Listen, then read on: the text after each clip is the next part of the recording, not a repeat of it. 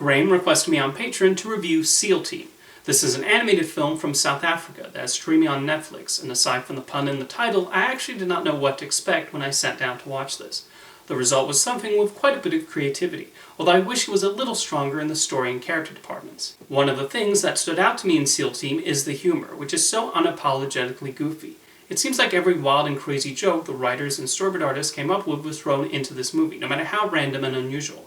And I do think that adds a certain charm, as one does not know what gag is going to happen next. From verbal jokes to physical comedy to visual gags, SEAL Team tries just about everything to get a laugh, and quite a number of them do succeed. This is a movie about SEAL heroes, and most of the time it does not take this concept the least bit seriously. My biggest laughs probably came from a talkative basking shark who occasionally pops up. From the second he first introduced himself, I laughed out loud, and I actually missed his presence whenever he disappeared. He was just a joyful character, and his ramblings were delightfully funny.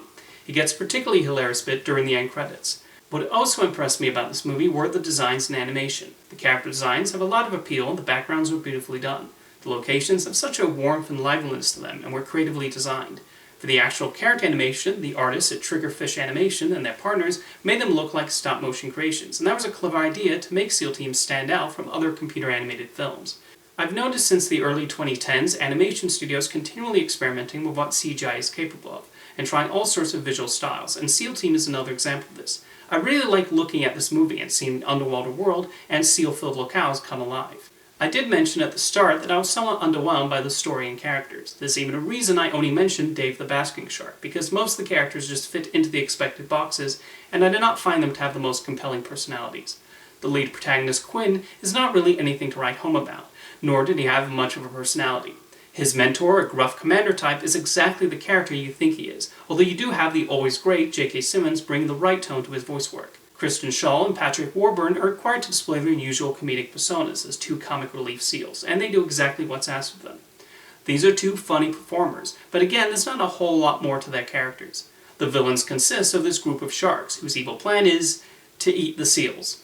That's pretty much the entire motivation, which I guess is accurate, but it does not exactly make them the most compelling antagonists.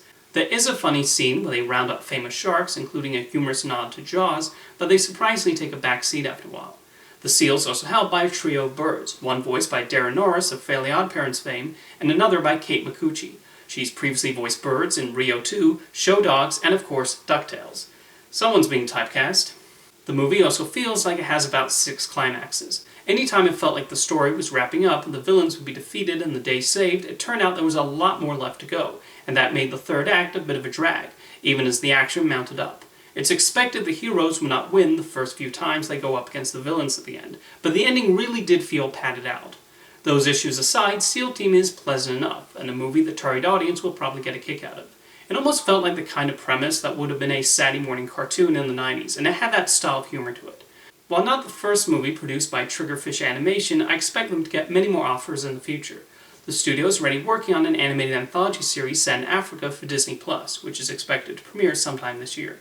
Give SEAL Team a watch on Netflix and let me know your thoughts in the comments. Thank you for the request, Graham.